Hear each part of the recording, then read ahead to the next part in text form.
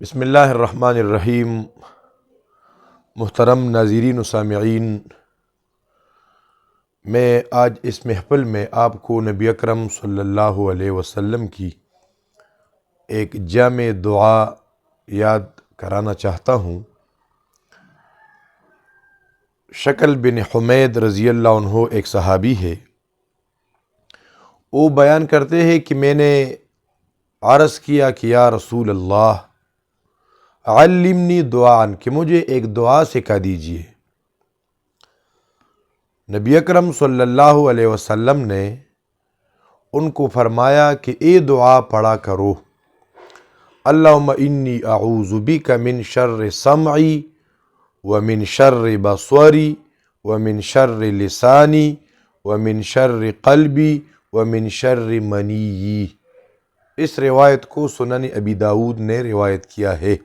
نبی اکرم صلی اللہ علیہ وسلم نے اس صحابی کو فرمایا کہ یہ دعا پڑھا کرو، اللہم انی اعوذ بک من شر سمعی ومن شر بصری ومن شر لسانی ومن شر قلبی ومن شر منی، کہ اے اللہ میں اپنے کان، آنکھ، زبان اور دل اور اپنی شرمگاہ کی برائی سے تجھ سے پناہ مانگتا ہوں۔ اس حدیث پاک میں 5 چیزوں کے شر سے پناہ کا تذکرہ ہے۔ اس میں ایک ہے من شر بصری۔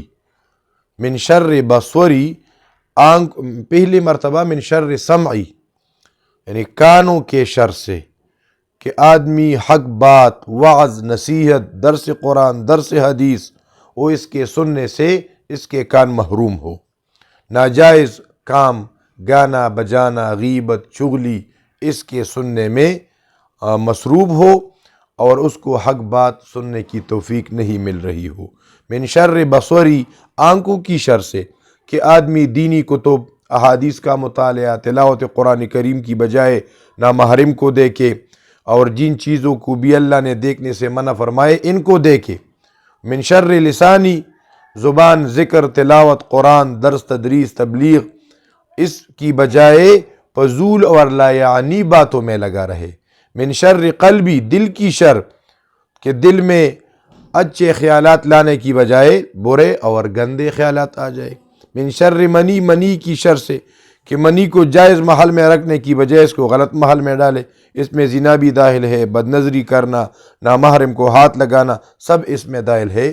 تو ہمیں یہ چاہیے کہ ہم اس دعا کو بھی اپنی دعاؤں میں شامل کریں، اللہم انی اعوذ بک من شر سمعی ومن شر بصری ومن شر لسانی ومن شر قلبی ومن شر منی۔ جزاکم اللہ۔